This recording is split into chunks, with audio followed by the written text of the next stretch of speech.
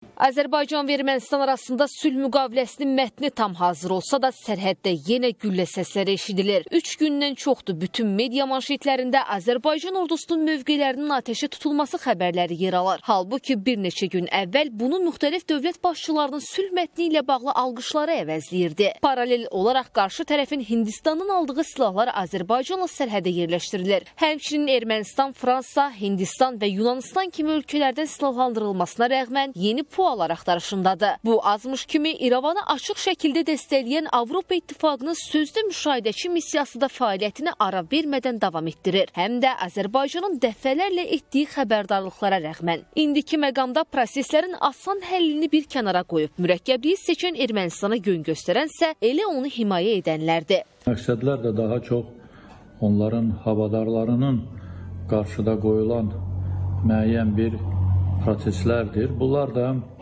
Minsk qrupununla bağlı Azərbaycanın mövqeyi, Avropa müşahidə missiyası ilə bağlı Azərbaycanın mövqeyi, Ermənistanı silahlandırılması ilə bağlı həm Ermənistana, həm onların havadarlarına Azərbaycan Respublikası Prezidenti Cənab İlham Əliyevin ciddi mesajları. Bu proseslər hamısı düşünürəm ki, biri-birinə bağlı olan proseslərdir.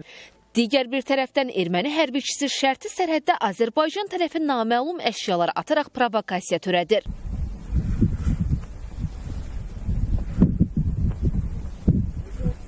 Ümumiyyətlə, Ermənistan son vaxtlarda aktiv şəkildə kütləvi hərbiləşmə aparır. Azərbaycanla şərti sərhədə yaxın ərazilərdə intensiv şəkildə fortifikasiya qurğuları quraşdırır. Həmçinin bunker və beton tipli hücum xarakterli istehkamlar inşa edir. Elə ölkənin qısa zaman kəsiyində Hindistanla silah satın alma ilə bağlı imzaladığı müqavilələrin həcminin 2 milyard dolları ötməsi də vəziyyətin nə yerdə olduğunu göstəricisidir. Azərbaycan ordusunun mövqelərinin belə son günlər ərzində ateşə tutulması, sülh danışıqlarının uzadılması və Azərbaycana qarşı müəyyən təzyiqlərin təmin olunması məqsədi daşıyır.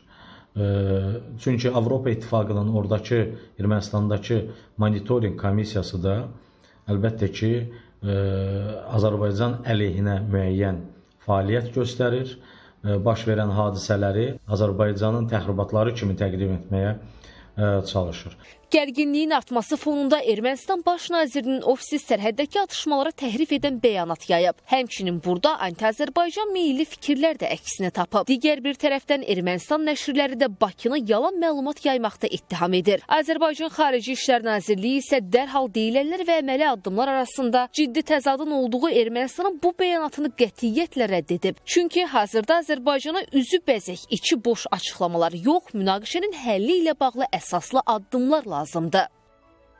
Azərbaycan Respublikası Müdafiə Nazirliyinin bəyan etdiyi atəş açılması hallarına, eləcə də Ermənistan tərəfinin də xəbərdar olduğu video çəkilişlərdə görünən Ermənistan hərbi qulluqçularının açıq təxribatlarına son qoyulması sabitlik üçün zəruri şərtdir. Azərbaycana qarşı ərazi iddialarına son qoymaq üçün konstitusiyaya dəyişiklik edilməsi barədə uzun müddət bundan əvvəl irəli sürülmüş tərəfimizdən xəbərdar olmasına baxmayaraq, Ermənistanın bu çağırışa məhəl qoymaması olduqca narahatlıq doğurur. Bununla yanaşı, ATƏT-in köhnəlmiş və qeyri-funksional Minsk qrupunun və aidiyyəti strukturların rəsmi şəkildə ləğv olunmasının zərurliyini vurğulayırıq.